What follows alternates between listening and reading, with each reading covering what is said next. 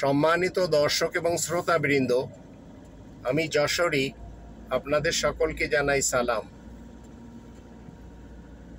আব্দুর রাজ্জাক বিন ইউসুফ সাহেব তিনি বলেছেন, একটি প্রশ্নের উত্তর দিতে যেয়ে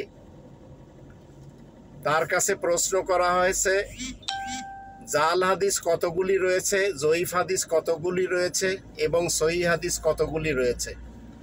সেই উত্তরে তিনি বলেছেন, সহিহ হাদিস রয়েছে 30,000 আর 3 লক্ষ রয়েছে জাল হাদিস, মিথ্যা হাদিস, জয়ীফ হাদিস।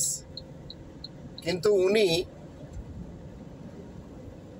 যে 3 লক্ষ জাল হাদিস, জয়ীফ হাদিস, মিথ্যা হাদিস এই কথাগুলি বলেছেন, এখন ওনার উচিত ওই হাদিসগুলি মানুষের সামনে এনে জ্বালিয়ে দেওয়া।